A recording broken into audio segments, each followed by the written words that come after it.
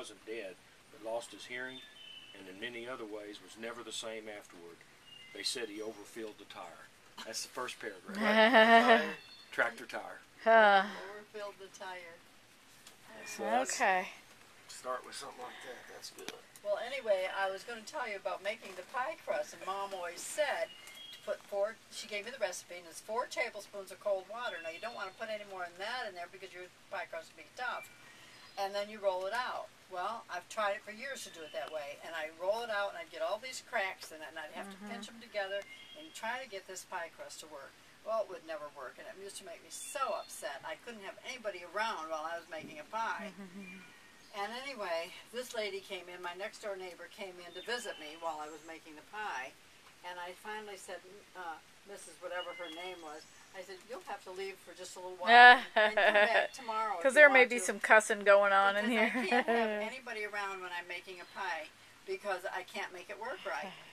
So she said, okay. So she left. And here I am. I'm making this pie. And the bottom crust is all cracking. I can't get those cracks together. And finally I did. I got it in enough so I could put it in the bottom of the pie tin. I got it in there.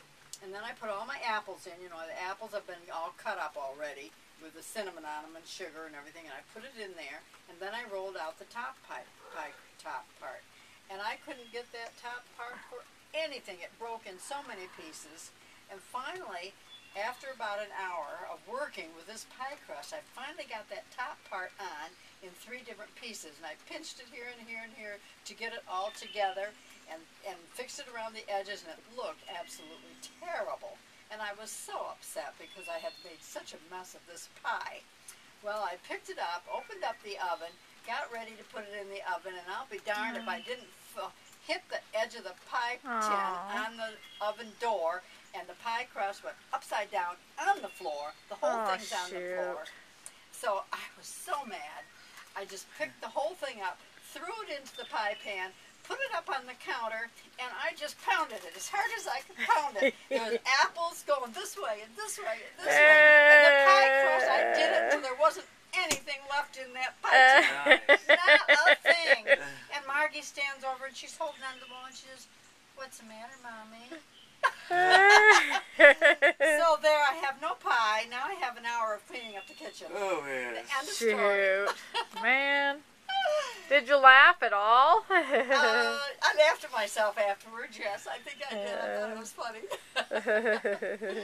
But then I learned, forget the 4 tablespoons of water. Put enough in to hold the darn pie crust together. Really. And it should be icy. And it should be very icy. Yeah. But that was so funny, Scott. Oh, if you could have seen those apples, they were all over the place. They were going every which way until there was nothing left in the pie tin. And Margie was the only one Margie was the only child, yeah. Well, you know, I did about the same thing. Couldn't make the pie crust, and I just threw it against the wall. Like mother, like daughter. Well, and I think that I'd heard that story before, so you kind of think, well, you can go to this limit, but after that limit, you know, there's only so much you can do with a pie crust. So I know that I threw mine against the wall because I'd called Linda Epperson to ask, now, I know you know how to do this. What am I doing wrong? And, you know, she told me about keeping everything cold and all that. But I don't know. But I finally learned Why how to would make you pie throw it crust. against the wall?